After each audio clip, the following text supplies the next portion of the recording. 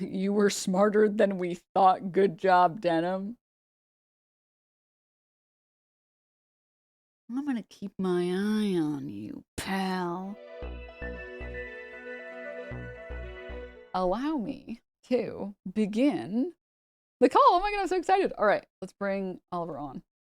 The closer the interview gets, the more and more energetic. Like your ADHD is acting up. Yes, and let's see. Okay. Oh, I just you over. sound great. You sound perfect now. Okay, Oh, excellent. excellent. There was so much static. I know Discord has made some strides in improving their audio. So even if you're outside, which it seems like you are, you should still sound great.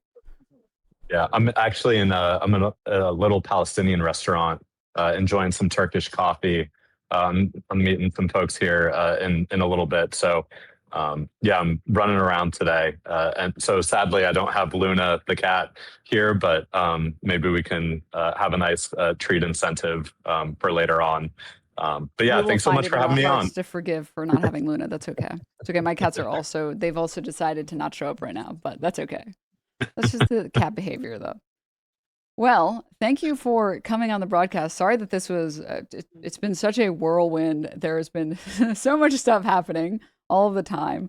But thank you for making the time to come on here. Thank you for being patient with me. Would you like to introduce yourself? Yeah, and thank you, Denims, for having me on. I know we've been on some gaming streams together, so I'm really glad that I can join you on your stream officially. For everyone in chat, my name is Oliver Larkin. I'm a DSA candidate, a Democratic Socialist running in the Democratic primary for Florida's 25th congressional district. Our district is coastal Palm Beach, Broward, and Miami-Dade County. So from Delray Beach down to Miami Beach after the illegal gerrymander that Republicans passed in the legislature. And I'm running on a platform of Medicare for all, of universal child care, paid family and medical leave, abolishing ICE, ending U.S. military aid to Israel, fighting for a free Palestine, and really investing our taxpayer dollars at home, and also taking on the corruption in Congress, the post-Citizens United campaign finance industry, where we should have public financing of elections, banning congressional stock trading, and investing in universal policies. I think the Democratic Party has just gone way too far down the rabbit hole of means testing and trying to be exclusionary, and shooting themselves in the foot and losing every single swing state in the process. And states like mine in Florida have gone further and further to the right. And we're being represented currently by a representative in Jared Moskowitz, who, well, I'm sure we'll get into him, but very, very, very different than our DSA platform. Jared Moskowitz is a DeSantis Democrat, among other things. If anyone in chat knows how to define that, he DeSantis certainly is not. Democrat. Democrat. Yeah, yeah, Yeah. quotation marks.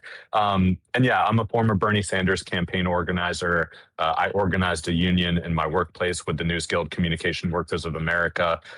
So organizing and labor are real, strong points of where I'm coming into this race from, and how I kind of orient myself as a aspiring legislator and member of Congress. I think, the Democratic Party needs to be the party of the working class. But because so far it's been unwilling to fully commit to that, I've also been, very happy to build this parallel power structure with the Democratic Socialists of America, to kind of show the way forward for the way that our country should be. And, that this movement is not just restricted to the quote unquote deep blue areas. It's for everywhere in the country, including purple districts like ours in South Florida. Yeah, I mean, I was gonna say that I think like we've already tried like the milk toast Democrats time and time and time and time again. And it's very motivating that both candidates are running and that they have candidates like yourself are running and that they have momentum to run. Because I remember like the Justice Democrats way back when, and there wasn't enough momentum. There was like AOC huge had huge pull. I mean, I voted for AOC back in the day. And she she was like one of the few that I think actually got to be talked about and her policies got to get talked about. But it felt like it tapered out. And I do feel like if there was anything good to come out of the Trump presidency, he has so completely, totally destroyed all of our political systems and all the remaining trust that still exists in our system.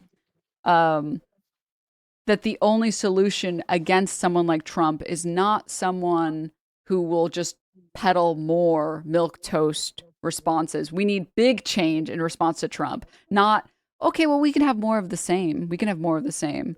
Like, do you think, how much of a factor do you think it plays that, like, we are where we are now, and that's maybe why a democratic socialist can really break through? Yeah, I think this has been the kind of trajectory of the country since Obama's election and the Great Recession, because he ran on, these really big aspirational policies, even though, maybe people scanned onto him more progressive policies than he eventually enacted. I know you But I you think have worked with his campaign, if I'm not mistaken, right? I volunteered as a teenager on his campaign, but I quickly became disillusioned. I was involved in climate organizing in high school, and when I saw the Senate, fail to pass climate legislation when there were 59, maybe even a filibuster-proof Senate majority and a massive majority in the House of Representatives, and we got no climate change legislation. We got no codified protections for abortion rights. We really did not see a lot of the passage of policy that we thought Obama was running on. And when I was organizing for the Sanders campaign, I heard so many people, especially in semi-open primary states like New Hampshire, where I spent a great deal of time, where people were at the tail end of Obama's second term, and there was all of this gridlock in Congress, and we hadn't even experienced Donald Trump yet, and yet people were telling me, I'm going to vote for Bernie or I'm going to vote for Trump. These are political independents who said the system, the status quo is broken. We were still in the hangover of the Great Recession. Wall Street had gotten off, without anyone going to prison for crashing the global economy. And that to me was, really proof positive that the American people, when there's like the pundit brain of like, what does an independent voter want? And, the James Carvilles and David Axelrods and Van Jones will say, they just want you to like split hairs and split the difference between the two parties, rather than independent voters overwhelmingly rejecting the two-party corruption, the fact that both parties are bought off by corporate interests. So I think, and Donald Trump was elected twice on that. He was just as vicious in calling out Republicans in the 2016 primary, I mean, people, as he was in calling sorry to out the interrupt Democrats. you, but like people voted, and if you talk to Trump voters, which I'm sure you've talked to plenty at this point, they will tell you across the board, oh, I'm voting for him because he's an outsider. He's not a politician. He's a businessman. It's like, okay, the guy who bankrupted a bunch of casinos is the guy that you're going to vote. Okay, whatever. I'm not going to get into that. But they don't want another politician that splits hairs, that lies to them, that tells them, I'm going to do this, I'm going to do that. Like, they want a candidate that actually will push for policies that are actionable, that are clear. And to sort of segue and ask about your opinion on this, I'm sure you and everyone else has been very excited about Abdullah Sayed's win in the primary. And I think like that is the best sort of example that people want good candidates, that policy matters. There was this clip that I saw of Haley Stevens where she's asked about climate change and like any policies that she might have that are for climate change. I'm not sure if you had seen this. I think it was either from a debate or an appearance on like CNN or something like that. And she basically just gives a bunch of non-answers. She just says, we're going to hire the people that are going to do the things that need to get done. And we're going to fight against Trump. This is so important. And it's like, are you going to list just like any policy? Like, dude, just say you're going to build like 100 windmills. Just say anything at this point, please. Like anything. Like, dude, we don't want to hear, I'm going to do the things that you need me to do. It's just, I think it's really just tired. And I'm not sure how much of this you have noticed with voters and how much of this you have felt and how much of an impact it's had on your campaign. But I can't imagine people want more Haley Stevens, considering that she got $70 million in PACs and still lost. I feel like there's some water to be held there. Yeah, I mean, you're also describing kind of Jared Moskowitz's politics, where he like when he chooses to campaign among Democrats, which is exceedingly rare. He's made a bare handful of appearances. I just had the first event that he also decided to join last Wednesday. It was a virtual candidate forum with one of our local Indivisible chapters, and of course he gave his remarks first and refused to participate if there was any recording of the event, and then he left before I even had a chance to give my remarks. And what his assertion is like, this is how he campaigns to Democrats. He's like, you're not going to agree with me on a lot of stuff, but I'm the only one that can win this seat. And it's like, okay, bro, like if you're really just going to like among the party that you like say you're a part of, if your first thing that you're telling people is you're not going to agree with me on everything. I mean, sure, like people are not going to agree with me. Democrats are not going to agree with me on Palestine, in every single case. But that's not what I'm leading on. I'm not leading on like, you're not going to agree with me. It's like, where do we find common ground? I think that's just, regardless of being like on the left, like that's just good politics. And what we see right now is like, this feeling among centrists, among moderates, among conservatives that like if people are getting mad at you, you're doing a good job, or if people are like vocally disagreeing with you, then you're like really speaking truth to power instead of just like taking a wholly unpopular position.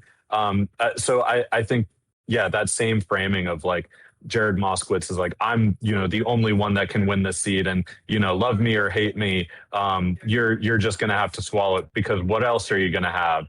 Donald Trump or Mike Johnson as the speaker? It's not enough for people after losing 2 presidential elections to Donald Trump to hear this just fallacy of like, I'm the only one that can win. And, to bring it back to Michigan and Abdul, which has been so thrilling to see, it's like, that is, and I know he doesn't describe himself as a democratic socialist, but he shares many of the policy prescriptions: Medicare for all, getting money out of politics, free Palestine, and end to U.S. military aid to Israel. And I think showing that is winning. It's winning over Democratic voters in a swing state, and a state that Kamala Harris lost in 2024, is so incredibly powerful. That is going to, just be so much momentum. And I think, similar with our race in a House district in an R+3 seat that Joe Biden won in 2020, that Donald Trump won in 2024, showing that our brand of politics can win in districts and states like Michigan and an R+3 House district in South Florida. This is what we are going to need to show that, this is not just a few progressive or left members of Congress. Like, we are actually capable of building a governing coalition to enact these policies. So I think it's really been just so inspiring to see these other wins, not just in the deep blue places, but completely agree. in Michigan. I think also there was this sort of like opinion that Mamdani won New York, but New York always goes blue. So like, and they're a crazy liberal city, but Mamdani winning was actually still pretty impressive. Running as a Democratic Socialist in New York was still like an impressive feat. Also, I think he was like the first New York Queens mayor, so represent. And I have to say, I think, okay, and this is just maybe just my personal opinion, but I feel like there was a period of time where prior to Trump, or like I would say during the Bernie Sanders, right after Bernie Sanders' campaign, there was like a deep sadness of like, oh, well, maybe people just like aren't ready for these candidates right now. And I think everyone was really dejected for a bit, or that was what like the political vibe felt like. And I feel like on the back of a lot of these Democratic Socialist or DSA candidates, or DSA sort of aligned candidates like Abdullah Sayed, there is this, I think, very excited feeling that candidates can win, and that the policies can win, and they can beat $70 million of PACs, or $30 million from AIPAC. And I think that that's a very exciting and motivating thing, especially in like this, I would say, this large desire to push everyone towards doomerism, and like this doomerist ideology of, oh, well, there's nothing we can do, and the climate is completely screwed, and we can't save the U.S. And I feel that on some degree, and I feel that to some level. But I also, especially having lived in Florida for a year, it can be very disheartening at times. But here you are, you're running this campaign, you're running it in Florida, you're saying Democratic Socialists can win. We can win against losers like Jared Moskowitz, if that's not too harsh to say. I mean, the guy, he was the guy behind the, he was the only Democrat that was like pro-Doge, if I'm not mistaken. He was the first Democrat to join Doge. Even before Trump was sworn in, he was putting out a press release proudly stating Moskowitz becomes first Democrat on bipartisan Doge caucus. And then we saw it completely, gut the federal government. And people saw they lost their jobs.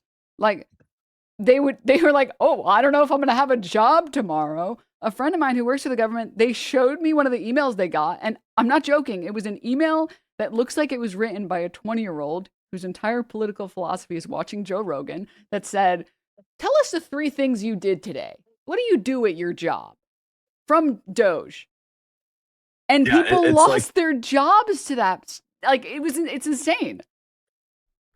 It's like taking the Office Space movie of like, tell me exactly what it is you do here, and like making that the actual policy of the United States federal government. Like, what are we doing? Yeah. So, I mean, Jared Moskowitz, like this is someone who, when he says he's the only one that can win this district, to my mind, we've got a twice appointed Ron DeSantis Democrat.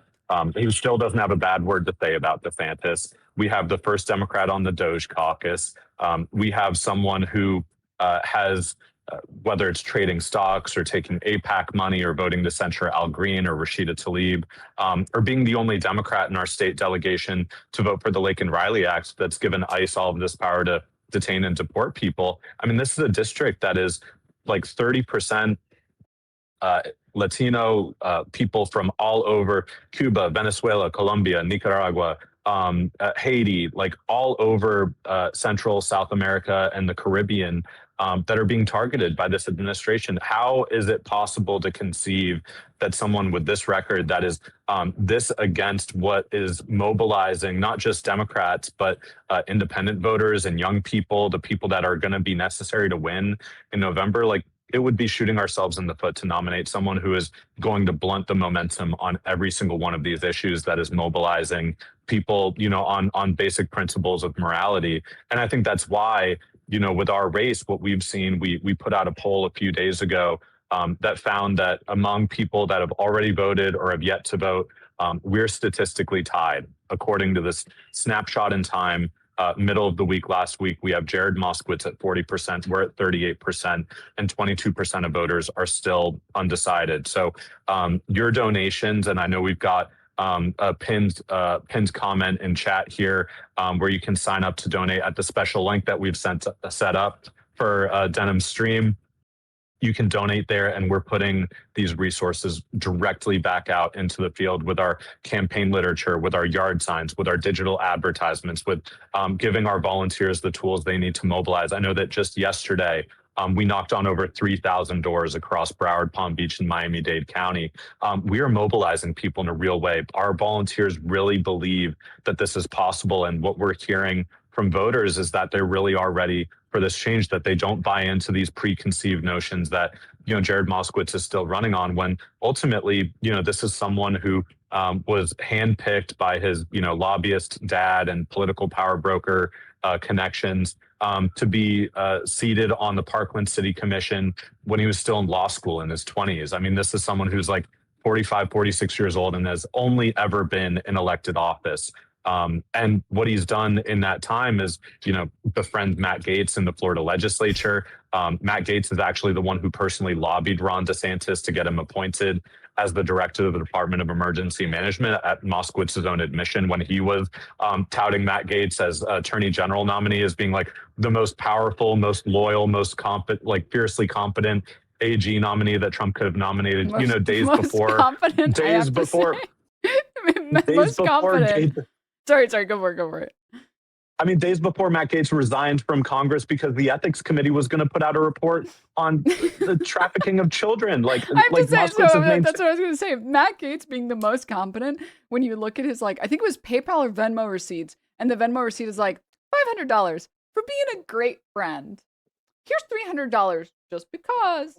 And all of the people he's sending it to are like teenage girls. It's like, oh, the classic sending your 17-year-old friend $500 as like a 30-something-year-old man for being a great friend. Like, And who? it's either This that or is the most. being the plug, right? This is the most confident guy. He couldn't even bother to try and hide his tracks a little bit. Like, at least make the Venmo request say like for the weed. Like, that's believable. I'd be like, oh, okay, like maybe he's just the plug then. Like, okay, that makes sense. If you say for being a great friend, how am I supposed to think that that's anything other than you soliciting sex from minors? What? So sorry, Yeah. Mac. I just wanted to say also, everyone here, you guys should absolutely donate. You should click the pinned link. We've already raised $1,100. Let's try and hit the goal. Okay, we're only $150 off the first goal. Maybe we can up it even more. But please, if you go to secure.actblue.com/donate/denims, or just go to the pinned chat message, let's get some donations. And you know that the money is all going to a good place, because if someone is door knocking in the Florida heat and the Florida humidity, you know that they're door knocking for a candidate that is worth it. Okay. So if you have $5, $10, $20, whatever amount that you can, please donate to a great candidate. If you want to see more DSA endorsed candidates, this is the way to get more of those candidates. We need to use the momentum that we've built up over the past few victories that have been amazing, and get even more candidates, because we cannot have the change that we want in the Senate, in the House, at the local level, without helping the candidates that are worth helping. And if there was a candidate worth helping, it would be the first candidate that has come on the stream to talk to me, because obviously my opinion is the most important opinion of all opinions, obviously. No, but seriously, you are the first person that I have brought on specifically to, I guess, endorse, because, yeah, your campaign is absolutely the real deal. And I have a lot of respect for people who will fight battles that I think others would feel are unwinnable. And I think for a lot of people, Florida feels like that. Florida feels like a battle that is unwinnable. Like, I think a lot of people have really given up, which is sad. So I really want to push for candidates that are trying to win the unwinnable. And maybe sometimes other candidates will lose. I believe you will win. I believe that we can push as much support your way, because I want that change. I mean, you know me. I saw your commentary a little bit on, I forgot to show it on stream, I'll show it after, on the Ethan Klein lawsuit. I am a big proponent of standing up to bullies that think that they can use their money to, bully the people who have less money than them, or who can't raise as much money than them. Because the unwinnable battles are not unwinnable. They are very winnable. You just have to believe, you have to support the people that you want to support, that you want to see succeed. So we just got to, oh my God, wow. we are $33 away from 1,500 actually. So let's get at least 23 more dollars. Let's see that. Let's see that right now. All right. Someone here has $23. Let's make it happen. But yeah, please, it was really continue. great. Yeah, we got a question at our town hall in Dania Beach recently about internet fair use laws and internet privacy. And so immediately the lawsuit with Ethan Klein came to mind for me. And I think, the fair use laws and allowing, for creative expression. And I think it was his own precedent that bit him in the ass, right? So, Yep. so I mean, I think, the people who are going to seek to suppress free speech, or, have these double standards, which I think is, increasingly vulnerable on the internet with, I mean, we've seen Discord, try to enact, privacy, things that could divulge people's, personal identity, and the kind of construct of like protecting, minors online, can oftentimes be turned around to, collect data and violate people's internet privacy in a way that, I just think is like a constitutional issue. I think if we have a Fourth Amendment right to privacy, that should be extended across digital platforms, and also freedom of speech should be protected. But yeah, I mean, I think the taking it back to Florida, I would not be running if I thought Florida was in a great place right now, or if I thought the country was going to be in a great place. Like, I did not aspire to be a candidate for office. I was perfectly content for well over a decade to just be kind of in the background, like supporting as an organizer, as a campaign worker. But it just reached a point with the state of the Democratic Party, with the state of my state of Florida, with the state of the country, where this was the only remaining avenue for me to meaningfully engage with the work that I've done for over a decade, and really just being unafraid of saying these are the politics that I think my community deserves, and I don't care whether you think it is too lofty or too idealistic, or that we're going to have to build something completely from scratch, because we have built something completely from scratch. And look at where we are now. There's a real appetite and desire for these types of politics. And I think that is, such an important proof point for wherever people in this chat are watching from across the country. These politics can win anywhere, and it can be under the Democratic Party label, it can be under the independent label, it can be as a democratic socialist as I am. But I think on the issues, this is been one of the most galvanizing experiences, because people are knocking in the August heat and humidity because they care. I've been there. It would be nice. It's bad. I will say I have never had clearer skin in my life than when I lived in Florida. My skin was flawless. It was so perfect. I can see your skin's also pretty flawless. I did not ever get a single pimple when I was in Florida. The heat, but the humidity, it keeps your skin so hydrated. So at least, they might be cooking out there. It might be hot out there for them, but at least their skin's probably doing really well. Yeah, and I've still got some of the Fox News makeup on, probably from my Fox News Sunday appearance this morning. Tell so us. I'm sure that okay, helps, so we did watch it already, but tell us about it. Tell us.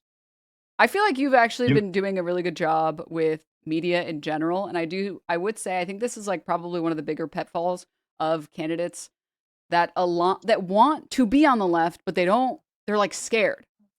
And I don't know what they're scared of exactly, but I guess they're scared of like the unknown, because it is new territory. Like the online landscape is new territory, and associating with people like Hassan Piker is new territory. But give us an idea of your mindset about that, because I have my own opinions, but I want to get your mindset on why you don't disavow Hassan Piker. Yeah, I think once you start backing off from previously held core convictions, it's just it's an integrity thing.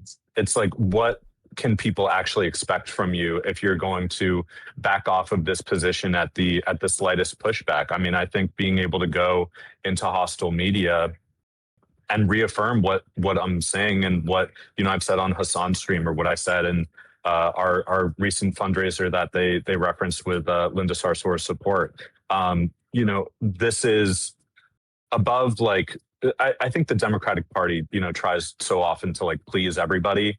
It's like having, Bernie Sanders and the American Express CEO and back-to-back speaking slots at the DNC. I don't want to say everybody, because, they do that to the exclusion of having the first trans member of Congress appear on stage as the Trump campaign was running those disgusting transphobic ads, or failing to have Representative Ruel Roman, who's an elected state legislative leader, speak to the material reality of U.S. military support for Israel's genocide in Gaza. I think that the Democratic Party, with immigrants too. I mean, the first day that I launched this campaign, I sent out my press release and like my email to my email list of like friends and family only, like the people in my phone book essentially. And then I drove to Alligator Alcatraz, 2 hours away, because Trump and DeSantis were touring on the inside, and I wanted to register my disapproval on the outside. And what I said, to Status Quo News in that interview was like, I've never seen the Democratic Party just like completely abandon a community the way that they were like, there was that brief period after Trump won the popular vote in 2024 that a lot of Democrats were like, well, he won the popular vote this time. Maybe he has a point. Maybe we need to like go along to get along. Maybe we need to throw him a bone on immigration or whatever. And we ended up seeing 46 Democrats in the House vote for the Laken Riley Act. And that's just unleashed abject terror on our communities. I've talked about this a little bit, and I'm sure you agree considering your positions, but it feels like the Democrats see the Republicans win, and they think, oh, well, it must be that they're saying something right. So if the people want Coke, let's just give them Diet Coke. But it's like, if they want Coke, they're just going to get Coke then. You admitting that the problem is the same and saying your solution will be less effective or less extreme is not the correct messaging. You should reject the premise immediately. No, immigration is not a serious problem that we need to rein in and our borders are out of control or whatever. Like, no, I reject the premise entirely. This is a country of immigrants, by immigrants, for immigrants. And if we treated immigrants in this country with any fucking respect, we would stop villainizing them all of the time when they're the ones who do the most difficult labor in our country. They pay in way more than they pay out. They commit significantly less, I think it's like half as much crime as documented immigrants and US citizens. And they get like the short end of the stick consistently. No, we disagree completely. We don't need to crack down on immigration and get rid of all yes, the criminals, we will treat them the same way we've already been treating them. You commit a violent offense, you commit a violent crime. If you're an American or non-American, we will make sure that the justice system punishes you accordingly based on your crime. But if you're here and you're just working, what harm is someone at Home Depot offering to paint my walls doing to this country? They're offering a service. How is that different from like a lemonade stand being run by a kid? My life is not negatively impacted. It is positively impacted by having more laborers willing to work and participate in our economic system. And if anything, economic system dictates that the immigrants, everyone else in our country should live better because, unfortunately, we exploit those laborers and we exploit that work, which we shouldn't. But even in that context, it feels like Republicans or conservatives still disagree because of framing. If we concede on everything all of the time and agree that immigrants are the problem, of course they're going to vote Republican. And it feels like there are finally, again, some candidates like yourself that are disagreeing with the framing and saying, no, absolutely not. Immigrants are not the root of all the issues in our country. The billionaires that are robbing you blind, that are making it so you can't afford health care, making it so you can't take any time off, any paid sick leave, you can't get maternity leave, you can't even have like buses that work. Like, that's not because of the immigrants. So if you want to talk a little bit about that and or any policies that you would be pushing for that you're in favor of, I would love to hear them. And I'm sure a lot of people would love to hear them as well. Yeah, and I mean, this is like so fundamental to like, the whole conceit of that Fox interview where I called Trump a pedophile. Like, it started with them playing a reel of immigrants crossing over from Morocco into Spain, and the interview started with the host being like, shouldn't people be scared of that happening here in the United States? Like, they're trying to do the migrant caravan thing that Fox News does every freaking election. And I was like, what do we have to be afraid of people coming to the United States to seek a better life? And then it was like the questions about crime. And I said the same thing that you did, Denims, of immigrants commit proportionally fewer crimes than US born citizens. And then they were like, well, what about the children that are being raped? And then we know where, I had to take that. But I think, I feel a responsibility as a candidate on the left running in a purple district to be able to go into hostile media and show that, like, this is not, my politics are not a liability in a purple district. This is actually like a sharp edge that we can take to the Republican Party, whose, platform is just so horrendous. I mean, I was sitting in the Fox News van before my interview today, and I was watching. I was sitting through the entire program, and like they're like trying not to catastrophize because the inflation is outpacing the wage growth in this country. The Iran war is totally unpopular. We're now seeing in Fox News polling that Democrats are more trusted on the economy than Republicans, and that when people assess the Trump administration's economic policies and what Republicans in Congress are working on, the majority of people say that they're designed to benefit those who are already wealthy. So I mean, Fox the deficit has always ever increased more rapidly under Republicans. It's always been the case. Republican presidents always worsen the deficit, which, I don't want to get too bogged down in the details of the deficit, but like they claim to care about it and then they worsen it every single time. Or even I saw the jobs report we're still at like I think a net negative. The most recent jobs report for July, I think it was either July or June, was worse than the expected amount, and then they had to correct it, and that was still worse than the corrected amount. Like, yeah. And these are not like vague ideas of things that are impacting us. The way that like I think the Ukraine war doesn't impact an American on a day-to-day life, so you don't really feel that. You're People are feeling the effects of no jobs. People are feeling the effects of no health care. Like there you can't just ignore that. You can't just ignore or not recognize that the groceries are more expensive, housing is more expensive, and your wages are stagnant. Yeah, totally. I mean, in the Fox News panel before I went on, they were talking about the price of groceries, and 2/3 of Americans think that the price of groceries is unaffordable now. So I think our platform to respond and share with folks in chat watching what our platform is really about. Like they try to paint us as radical or extreme, but the policies are like very normal They're and, not and radical. desirable.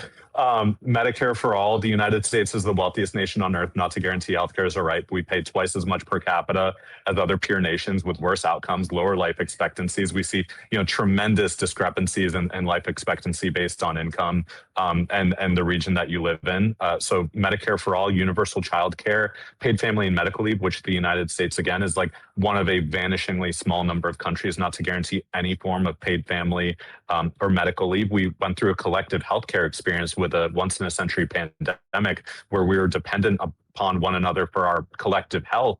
And yet we had people going to work while they were sick because they couldn't afford to miss a paycheck and they had no protection. So I think, these policies, raising the minimum wage to $25 an hour, when we look at Florida and the rightward tilt that the state has taken, this is also a state that passed a $15 an hour minimum wage amendment in 2020 at the same time that they voted majority for Donald Trump. Over 60% of Floridians voted to raise the minimum wage to $15 an hour. We also saw in 2018, 60% plus Floridians to cross that constitutional ballot threshold of 60%, vote to restore voting rights to over 1 million Floridians. So this is a very common thing. It's not restricted to Florida. We see it in other quote unquote red states where progressive policies, if they're just packaged as a ballot referendum, separated, decoupled from the Democratic Party, they win. It's just that people don't trust Democrats to actually fight for these things. So I think that's why it's so Which I important. think, unfortunately, when it comes to establishment Democrats, non-DSA endorsed candidates or non-affiliated, it is true that Democrats don't fight. I mean, how much time did we have to codify Roe v. Wade? And it didn't Oh my happen. gosh. Yeah. And Yeah, we we were had 2 promised presidential that, administrations. Yeah. and it didn't happen. And we're meant to keep voting for establishment Democrats that give us the most empty promises, that continue to take super PAC money, that continue to look out for the lobbies that pay their bills. Like at some point, it gets to a point. So like going back to groceries for just a moment, could you please comment on Burrito Gate? Okay. Please illuminate me. I've been so locked into campaign mode that I don't know about Burrito Gate. So oh, I cannot believe I'm blank. Dan Crenshaw, there we go. Dan Crenshaw made some comments. He responded to some comments about how $20 burritos are something that you can avoid. Someone was sorry, let me go back further back in the story. It was a post from someone talking about how they were speaking to voters, and one voter said like burrito is damn $20. Like and nothing is affordable. And Dan Crenshaw made fun of that person and said, effectively, avocado toast, then don't buy the $20 burrito then. So would you like to give any comments there?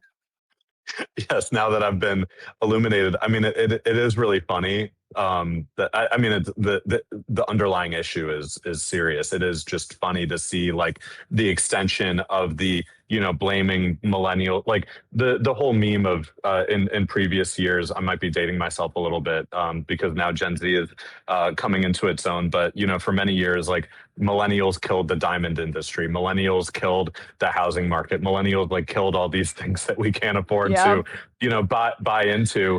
And it's odd that the argument from someone like Dan Crenshaw is like, well, if avocado toast is, getting in the way of you buying a home and a burrito is getting in the way of you buying a home, then like stop buying food. Like I guess he just told eat people to ramen just noodles. eat ramen. Yes, he told people to eat ramen. Like how out of touch are you that the whole, because the other thing is like the whole conception of like avoiding raising the minimum wage, which we've avoided raising for 17 years, the longest period in US history since it was established under the New Deal framework of FDR's presidency. The whole conceit of not raising the minimum wage is like to keep prices down. And if you raise the Chipotle, counter workers wage to $15 an hour, where I would like to see it $25 an hour and $30 by 2030, then you're going to see that, immediate transfer like 100% into the cost of a burrito. But we're seeing those prices go up anyway. And it's not because of the wages that workers are making. It's because of all of the other, conditions in the economy that are leading to this inflationary aspect, whether it's, supply chain disruptions, whether it is, frankly, just corporate greed and the fact that a lot of these corporations were able to raise prices during the pandemic and in the supply chain disruption since then. And they never came back down, even after, those supply chain disruptions and, the avian flu that knocked out a lot, that really raised the price of, poultry and eggs and other things that was just, kind of ascribed to the Biden administration and, not letting the Biden administration off the hook either, but just, to speak to the material reality and the conditions that were affecting if I'm not mistaken, all of that inflation. Lena Khan was pursuing a case against, I want to say it was Kroger for price gouging. Yeah, and Kroger and Albertsons were trying to merge and have like a multi-billion-dollar merger. So we see, the real need for antitrust in especially in the agriculture and grocery industry. I mean, I remember when Zoran was running for mayor, and I forget the guy's name, but you'd hear about this grocery billionaire that was like really involved in the New York City mayor's race. And it's like, wait, someone can become a billionaire by like selling food. And, then you've got Zoran talking about city-owned grocery stores with price controls. And I think, the Fox News and that whole right-wing, media infrastructure is really going to fearmonger about like price controls and things like that. But, these are not just things that New York City wants. I mean, in Florida, north of our district in the Orlando area, Orange County voted for a rent freeze in a county-wide ballot referendum, and then the state government preempts that, as they do so many progressive policies in Florida, because conservatives love to say that the best government is the one that's closest to you, until you have some blue areas that are passing progressive policy, and they're like, wait, not like that. So I think there is a real need to cut into the inflationary aspect of whether it's groceries or housing or any other thing. Like, we need to make it easier for people by raising their wages, but we also need to get a hold of these prices. And it's, from groceries to housing with, corporate landlords and private equity buying up. I mean, it's a tremendous issue in Florida, as chat might imagine. With all of the tens of thousands of home inventory that are just bought up and used for perpetual rental communities. I mean, no hope of like any private individual ever being able to own these things. So yeah, there's Burrito Gate. It's just an extension of. It's an extension of avocado toast, which is an extension of, blaming people for the, macroeconomic conditions that are, driving this inflationary pricing. Yeah, I mean, to sort of like use this to segue a little bit about generally progressive policies, I think like that's a big reason why there's been such a shift in the American opinion about, for example, the Iran war, or even about Israel. Like, even if people don't personally care about the Palestinian people, even if people don't personally care about the Iranian people, no one wants to see their money, their taxpayer dollars, being spent on bombs when they can't afford, like, being able to go to the grocery store and decide they want to have pork chops for dinner. Like, why are we spending billions of dollars? That counter, and I gotta say, like, the media literacy generally of people, or like seeing the internet be used in a way that is very good for messaging. I don't know if you saw, there was this website and it was called like, how much have we spent on the Iran war so far, or something like that. And there was like a tracker that was like just constantly going up, and it was pretty accurate. And like day like 7 or something, it's already at like 20, I think it was million, or no, it might've been at billion actually. And you see that and you're like, what the hell are we this is why I can't afford groceries. This is why I don't want this. And I feel like this is such an easy, like, direction for progressives or Democrats to take, to say, hey, even if you don't care about these issues, shouldn't you care that we spend all this money on other nations, on forever wars in the Middle East that you don't need, that serve no purpose, instead of spending it on your community, on the people that are here, instead of spending it on childcare, instead of spending it on healthcare? Like, this should be the American people should be a priority. And it feels like establishment Democrats, instead of doing that, they just like toe the status quo line. And it's very refreshing to see candidates that aren't doing that, or that are happy and willing to say, no, we shouldn't be funding weapons of war for Israel. Well, and you can correct me if I'm mistaken, or actually, if you want to elaborate on your position on defensive weapons for Israel, offensive weapons for Israel, and your stance. Yeah, I don't make a distinction between offensive and defensive weaponry that goes to a country that's committing a genocide. There's just no practical reason to make that distinction when our military aid, whether it is taxpayer funded or whether we're allowing Israel to purchase it, to my mind, frankly, it doesn't matter. We shouldn't be giving it to them, even if it's for sale. There's a moral imperative here, but there's also, and I think it's, really interesting corollary that you bring up when it comes to being anti-war. There's the people who, for the grounds of our common humanity and opposing genocide on humanistic grounds, but then there's also the people that make the just more cold-blooded economic argument. But I think that is a corollary that applies in so many other places. One area where I talk about it actually pretty frequently is in the Medicare for All platform, because you can immediately win over people when you say healthcare is a human right. And that's going to get, a good number of people to be like, yes, healthcare is a human right. That's why we support Medicare for All. But for other people, they can be won over, but they're going to need the more pragmatic economic argument. And so to that, I say, in South Florida, where we've got, small business owners, we've got entrepreneurs, we've got people that are, really aspiring, heavy immigrant community that is really, coming to the United States. And of course, speaking of immigrants, like, they are more predisposed to entrepreneurship and small business ownership and, opening new businesses. And what's your number one cost after labor? It's insuring your employees' health insurance. And so what could we do to not only, make small businesses more solvent and more able to expand and grow and, increase their wages and benefits in other respects if, healthcare was decoupled from employment. But it's also, for workers, like, what is going to help unleash, a renaissance of American small business and entrepreneurship? It is making it so that you are not relying on Amazon or on Walmart for your family's healthcare. And you can actually afford to be a little bit more of a risk taker and go start that new idea, start that new restaurant, or start that new business because you're not dependent on your employer for your health insurance. So I think, when it comes back to military aid to Israel or any country, frankly, because, Moskowitz will dance around this and say, well, I'm not for conditioning aid to Israel. I'm not, we need to do it for all of our allies. And it's like, great. Then if you also agree that the UAE is committing a genocide in Sudan with, their military armaments, if you agree that Saudi Arabia is, also oppressing people, if you agree that Egypt is a military dictatorship, then don't just say, don't bring in like other countries to say that we're not going to put conditions on any of them. Like maybe we should have a broader conversation, but certainly, the reason that Israel is the most proximate example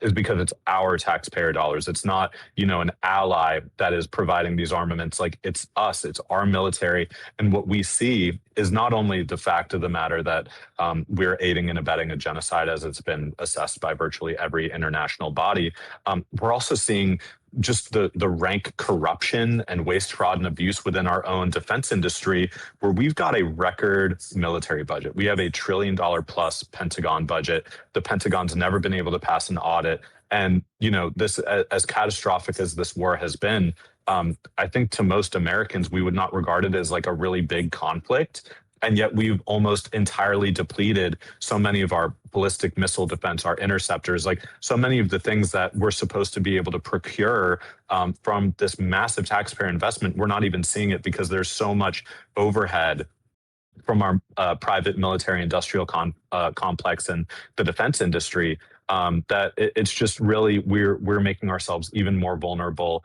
at the same time that we're breaking both international and U.S. law. I mean, we have United States laws, the Leahy laws, that prohibit foreign Yep. the military assistance to foreign security forces accused of gross human rights violations. The Department of State can't provide that aid. The Defense Department can't provide that aid. So we're breaking the law every time that we are continuing to see Congress, vote to approve more and more billions of dollars to go to Israel and the IDF, and we just cannot continue to be party to this, criminal law breaking that is, expanding a genocide and apartheid regime.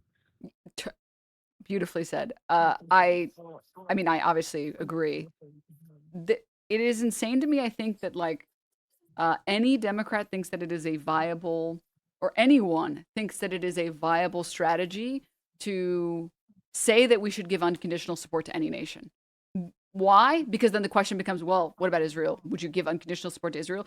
I think it is insane that anyone is for unconditional support to any nation. Like, and you will see this on social media. You'll see people like, I can't even scroll Instagram reels, and I skip past every single one as quickly as I can that don't, it's so hard to not see anti-Israel memes on my feed.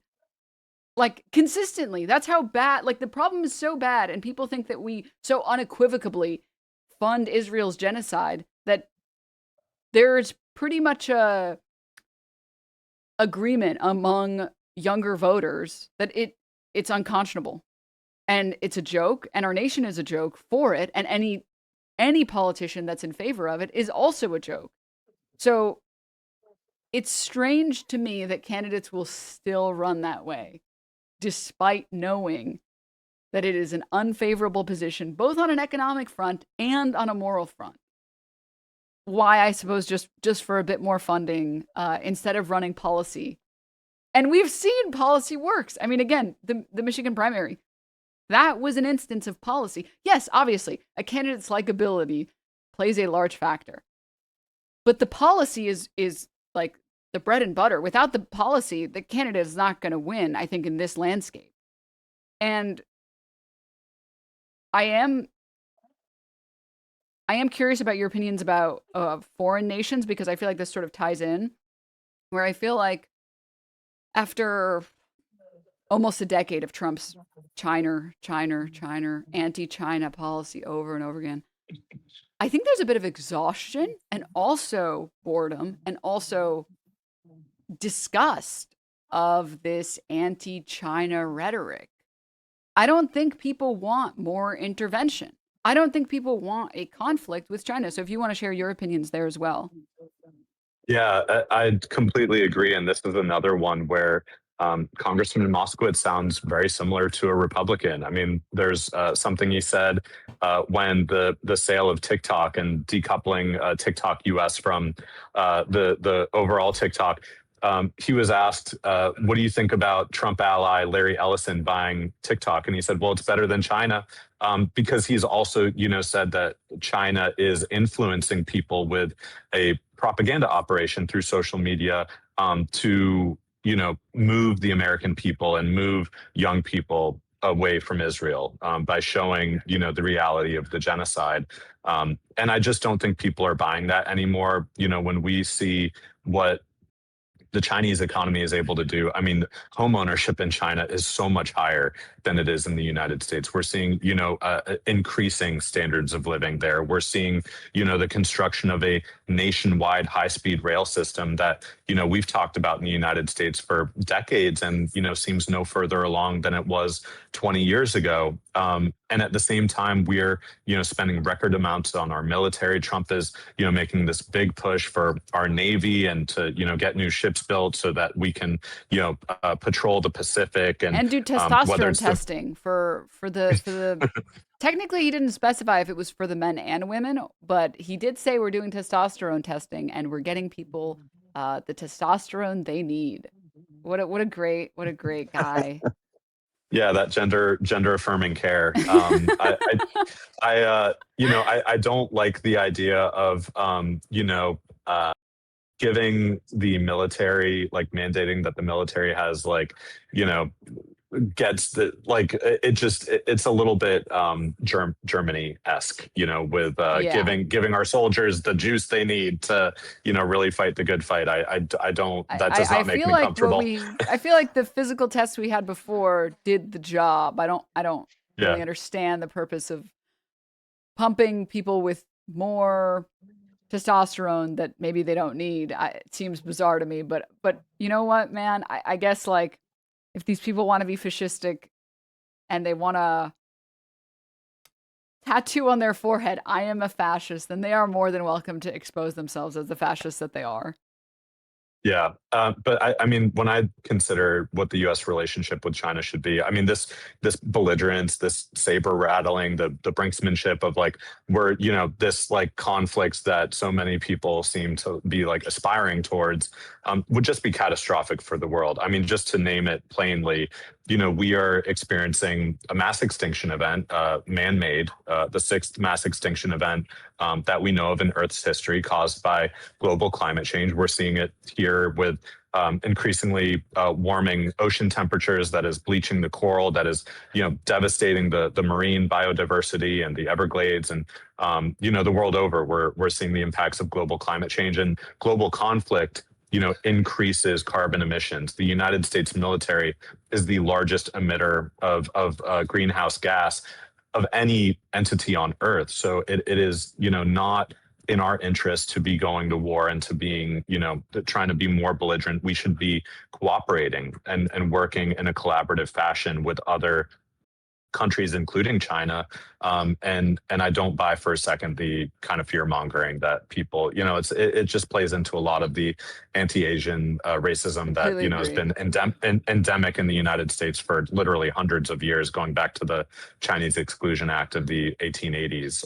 So yeah, the China attacks, I think they're getting really tired. And I think that they're just so thin and stretched that, like, when it's talking about influencing people on social media, I mean, these Republicans and Democrats like Jared Moskowitz are sounding like the Russiagate people from a decade ago, saying that we lost the 2016 election because of memes on Facebook. Uh-huh. Like, we have material realities to deal with here, that are more proximate than what an influence operation from another country is doing to impact our politics. If people are so susceptible to outside influence, it's because our government is not doing nearly enough to deliver, like, a real return on people's taxpayer investment to inoculate them from what might be purported to be outside influence. Though I disagree that that's what China's been doing with TikTok. It's just been an excuse to get more Trump allies, in control of a greater share of the media market. I completely agree. I mean, I would go so far as to say that like a lot of the housing market needs to be decommodified, and housing should not be like an asset to invest in. It should not be an investment. It's and China has really pushed to decommodify housing, and I think it has benefited the people of China. And I think the tipping point for a lot of people with China was when TikTok was soon to be sold. People started looking for alternatives, and I think it was was it Red Note or Red Book was the other app that people started going to, but that app was it had a lot more Chinese speakers, and there was this sort of like mixing of Americans and Chinese people, and there was a lot of wait, do they actually make you pay for the ambulance? Oh my god! And there was a lot of Americans being like, "Well, is this how do you are the ghost cities empty?" And they're like, "What? No, they're not empty. They're they they're just building the city correctly with good infrastructure, and then we can move to those cities." What? Do you guys not do that there? And there was, I think, this shattering for Americans that were like, "Oh, why was I told to hate China for so long? Like these people are great. Why am I so like mad about this for no reason?" And I think like okay, this was recently, I think it was like Friday. Hillary Clinton said that the um anti-communist rhetoric would be very effective by the GOP. So I kind of wanted to get your opinion on that. And also, I just want to mention we are very close to $4,000. So if we could get a couple donations, if you have $1, $5, $10, 20, anything that you can contribute to a great candidate who is anti-genocide, anti-weapons to Israel, anti-intervention with China, just a absolutely excellent candidate on all fronts. If you donated once, donate twice, donate 3 times, but don't pass the maximum, which is I think 3,500 if I'm not mistaken. But up until that point, donate again. Let's get to 4,000. We are super super close. So please go ahead and share your Clinton opinion. Yeah, I mean, and this is again, pre-Trump, I was motivated to go to New Hampshire and organize for Bernie Sanders because I did not believe that Hillary Clinton was the resolution that we needed for a Democratic Party that was actually going to make the progress that we needed in this country, that we still need. And what she says about they're going to attack Abdul al-Sayed as a socialist or a communist. They attacked Hillary as the same. They're going to attack Jared Moskowitz as the same. So like, you're going to get those attacks either way. And if you're just going to be like, oh no, I'm scared, I'm not going to, like, you're going to back off from forcefully advocating for the universal policies that they're going to, they're calling you these names because they're trying to tie your popularity to, trying to fearmonger about universal policies that are actually very popular. And so if you allow that, to be, a vulnerability for you rather than an asset, then like, of course, it's going to be a self-fulfilling prophecy. That's why we've seen, these milquetoast neoliberal candidates, fail so often, because they can't stand up and defend an agenda. They're just going to make concession after concession after concession. So I think it's a really new and novel idea to a lot of people like Hillary Clinton or Neera Tanden or Van Jones or James Carville. But, not being I think that's why we've seen the strength of so many DSA candidates and DSA aligned candidates this election cycle.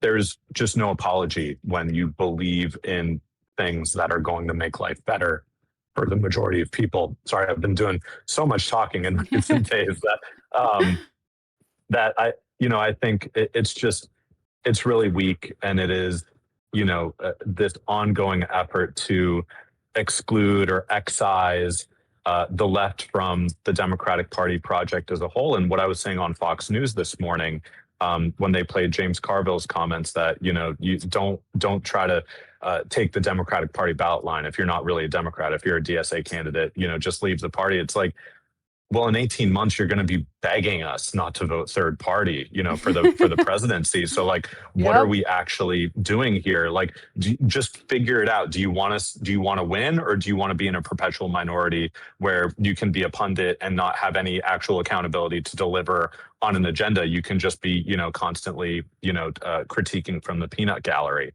And it feels like that's what, that's a position that Hillary Clinton and James Carville and many others are more comfortable being in, because, when they do have power, when they do see, Joe Biden elected, it's like, oh, we gotta moderate. We gotta hold on to what we have. So we gotta moderate and like stop all of these policies that motivated people to turn out and vote for us. Like, we just gotta maintain the status quo because we like the status quo when we're in power and government. And that was, why we saw in 2022 and 2024, those gains really being swept away. And even in 2020, my assertion is that, Democrats could have won a lot more. They actually lost seats in the House despite unseating Donald Trump, because they caved into a lot of the, rhetoric around, the largest uprising for racial justice in U.S. history against police brutality. And by the end of that campaign, they were already, backing away from any meaningful reforms. So, there's always this kind of blunting of momentum and blunting of energy that we see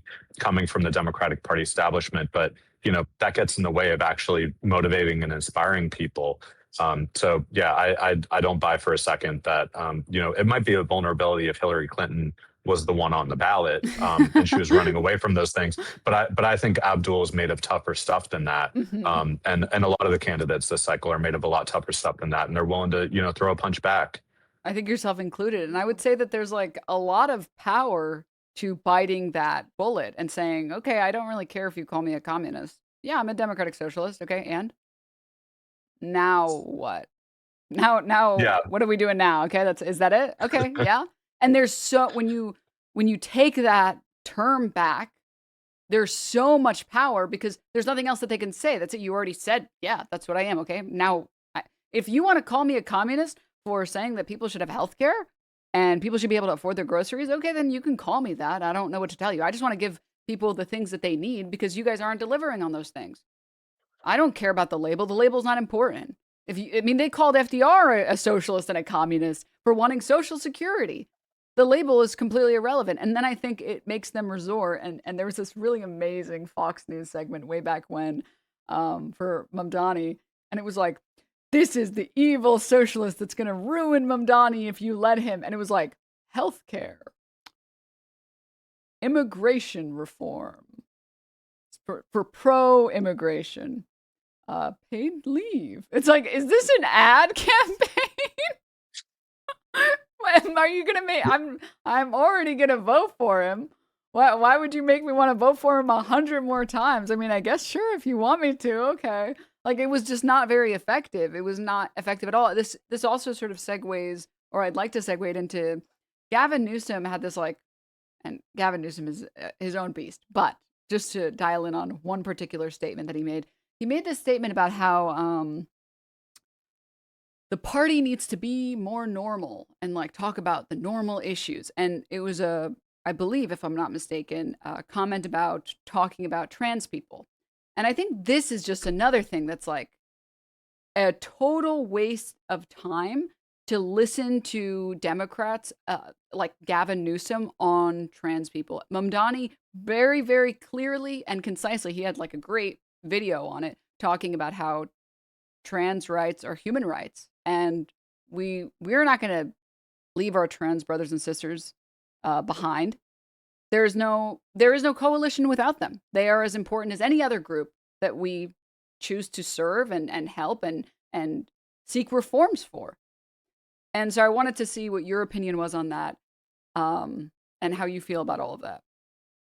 Yeah, I mean, it's been really upsetting to see like Gavin Newsom or Seth Moulton, who's running for the Senate, primarying Ed Markey in Massachusetts, giving in to this like Jared Moskowitz has done the same thing in the last two National Defense Authorization Acts, the last two defense bills. He in the more distant one, he voted for a defense bill that excluded the trans children of U.S. service members from receiving gender-affirming care under TRICARE.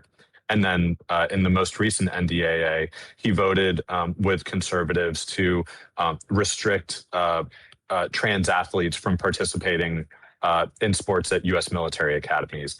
And it's like, why are you giving this any more oxygen by like giving credence to these bad faith attacks when what you're talking about is like such a statistically small number of people that it has virtually no impact on anybody's life that's watching this. All it does is allow for, a trans child here or there to be able to like participate in sports with their friends or be able to, like so much of this is like cast as like making people afraid of, people of different identities, where it's like, we just need to get back to like, I am woke. Like, let's be straight up about it. Like I'm woke as hell. And like, I regard this as just like having basic respect and decency for people. Like it's not anything more complicated than that. And it is a disservice to give in to these bad faith attacks when like, what are you doing? You're just creating more oxygen for them to continue to drive that wedge. When if you're willing to show that you will stand up for any individual of any identity or background, because you believe on principle that we all should have that same basic respect and decency afforded to us, and that we should all have our civil rights respected, and that we should all be able to fully participate in society. That is an ethic that stretches across, standing up for the Palestinian community, for the LGBTQ community, for the trans community, for the immigrant community, for Black folks that are being, in our state having their political representation ripped away after the Calais decision. I think it's just like an ethic that we need to adopt, that we like, it's one of solidarity. And that is the operative word here. It's like solidarity with any community. That is, conservatives are going to try to divide and conquer. It's what they do. And so any attempt to divide should be met with resistance and met with solidarity. And Completely I think agree. it's been disturbing to see Democrats, not practice that. Completely agree. I mean, it's just it's we're stronger together, and I, the, I was so frustrated when I saw Gavin Newsom said that, because it is anything but normal to have this hyper obsessive transphobia that lives in your mind. Like Nancy Mace being obsessed about the gender of all of these people, like the idea of having like genital inspections at bathrooms, like that is anything but normal. Like that is not a normal thing to do. There was this video of this guy who just brought his daughters into the women's restroom, so he went in with them and he's just helping them like wash their hands. Like it's this guy with his two little girls, and there's some guy out there being like, "You're not supposed to be in there," and he's like, "I'm just helping my little girls." Like I would rather them. What, you want me to take them into the men's restroom? I'm just help. Like it's, you are experiencing insanity if you think that is an instance of like bad behavior. There's nothing weird about that. There's absolutely nothing wrong with that. Like, and I think this hyper focus on excluding trans people, just it does the exact opposite of what we want. It puts more focus, it gives more credibility to Republicans, and it's morally reprehensible. So I don't think it's good strategy, and I think it's disgusting behavior. So I think the opposite. I think the obsessed behavior is not normal. And trans people mind their own business like everybody else. They just have their own lives to lead. They have to worry about their groceries. And that's not even talking about the fact that they are, disproportionately attacked, both literally and also legislatively. In Kansas, I saw that if your gender identity on your ID, or like your marker on your ID, did not match your birth certificate, they the trans people all had their IDs revoked effectively over a letter immediately. They didn't give them 90 days, they didn't give them 60 days, 30 days. It was immediate.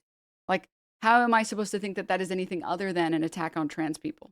What is a trans person with an ID, with their gender identity that matches how they look, how anyone would perceive them or react to them or treat them? How is that benefiting me? That's just a waste of our money. Like, it's so insane to me.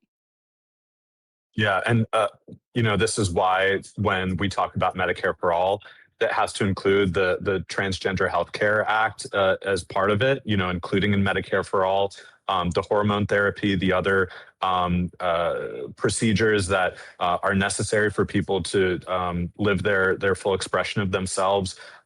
People are not, trying to like game the system by getting like healthcare that they don't deserve. I think that's just, this is a manipulation that the private insurance industry and the for-profit, health insurance industry has to like get people to regard that like there's forms of healthcare that like you are or are not entitled to.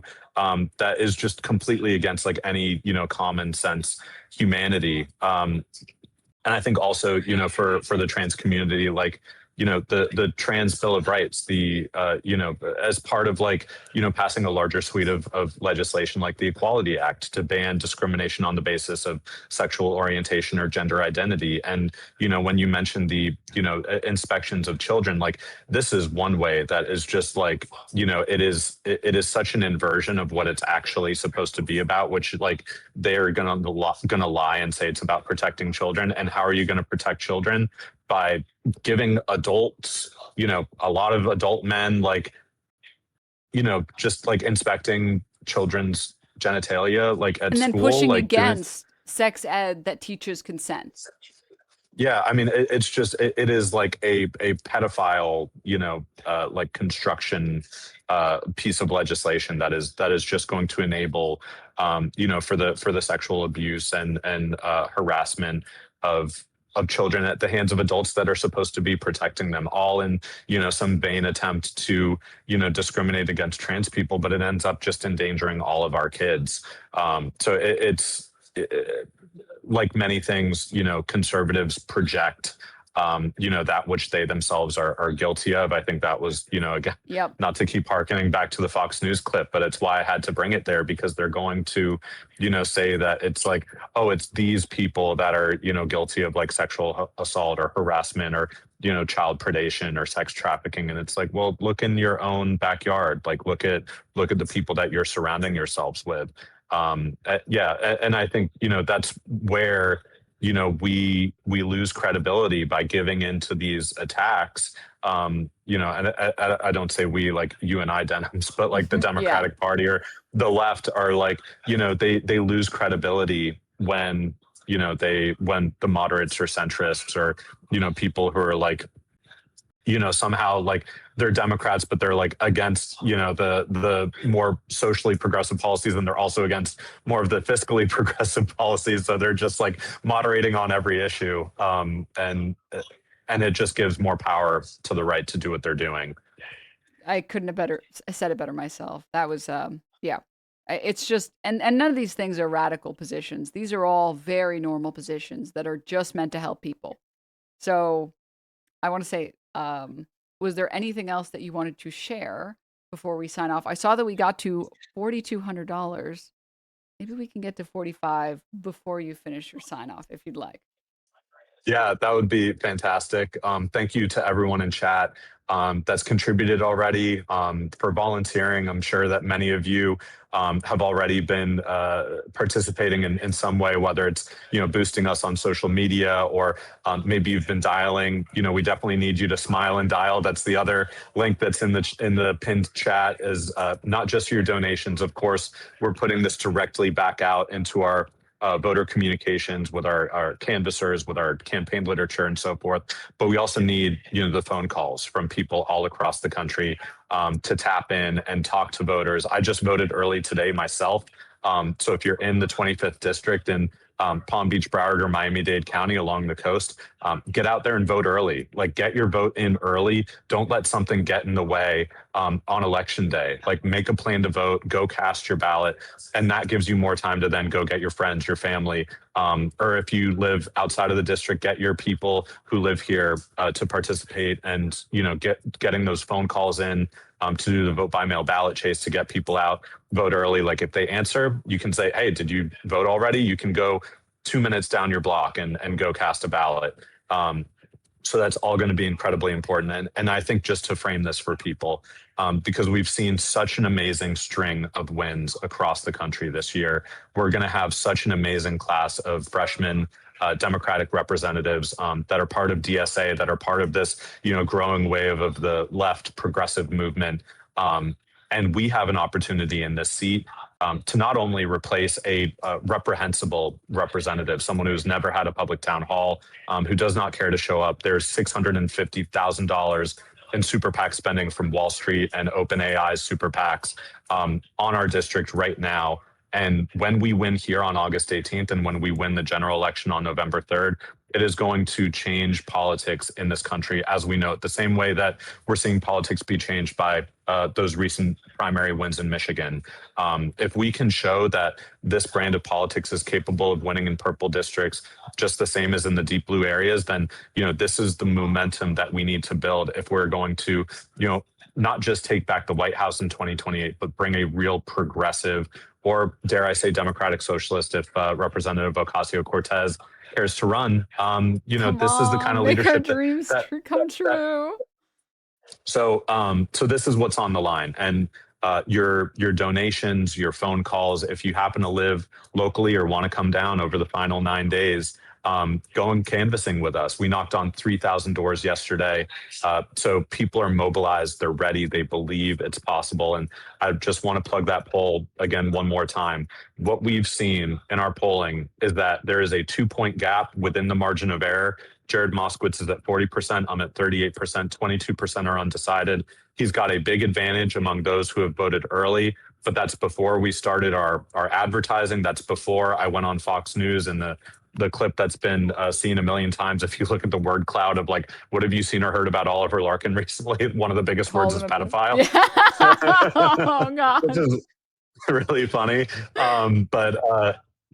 but just shows that like people are really ready to call out the BS on Fox News, like call out the hypocrisy with the Trump administration. And what we've seen, although Moskowitz has a big lead among those who have voted early, we have a strong lead among those who have yet to vote. We just need to turn them out. It's young people, it's disaffected voters, it's people who don't always participate, but are really being galvanized by what we're building. So I think I've been yapping long enough to hopefully get us a little bit closer to 4,500. But visit our website, oliverforcongress.com. If you want to read more about the issues that we care about, of course, we have the volunteer link in the chat, the same as the donation link. And Denims, I'm so glad to be on with you. Thank you for having me.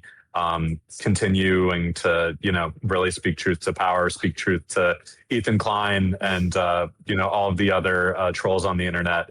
I think this platform on Twitch has been like so transformative for our campaign of just being able to reach critical mass of people, and it would not be possible without the platform that you've built, and talking on a daily basis about what's impacting the country, and having it in a more casual way that cuts through the corporate media and really reaches people where they're at. So I just can't thank you enough, and so grateful that you've been willing to share your platform and boost our campaign in the final days. And thank you to everyone in chat as well. It's been a real pleasure spending some time with you. Thank you so much for coming on. I wish you nothing but the best. If you guys are registered to vote and are in the district, you should absolutely go ahead, vote for Larkin. If you are not, you can try and phone bank, or you can donate. We made it to $43.83, so we are only $117 away from 4,500. So maybe that'll happen sometime between now and when I eventually press the stop streaming button, which would be amazing. But thank you again so much for coming to the show.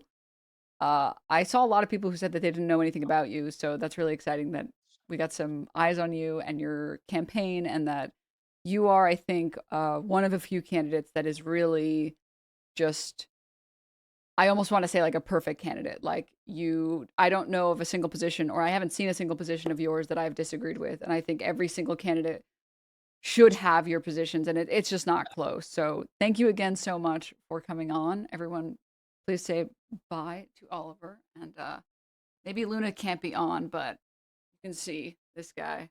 Oh, yes. Oh my gosh. I promise after, because this has been one of the best streams that we've done.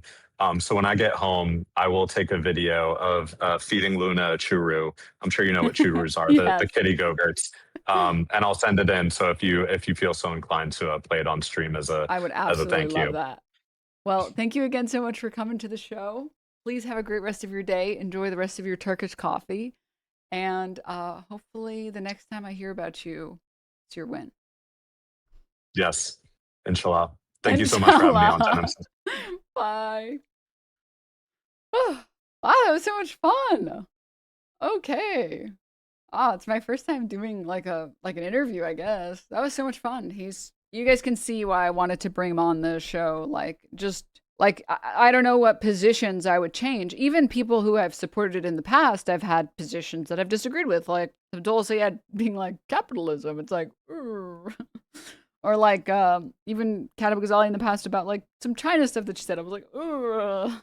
So yeah, he's very good. He's very well spoken. Just like really, his answer on, for example, Israel and whether or not Israel has a right to exist. We made it to 4,500. Thank you guys again so much for the support as well. You were smarter than we thought. Good job, Denim. I'm gonna keep my eye on you, pal. Buddy.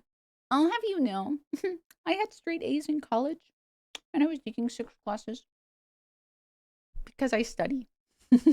But yeah, thank you guys also for donating. That's really cool. And again, we're not going to have, it's much easier to get more candidates to respect the internet landscape when they come on, they get support, they get people that show up for the phone banks, they get people who donate, they get people to help out at the campaign, and they see some actionable change. So I do appreciate everyone who donated. And, the more, I didn't expect so many people to enjoy it either. I was like, oh, we'll bring them on and we'll see how it goes. So I didn't expect you guys to like it so much, but it makes me happy that you guys did.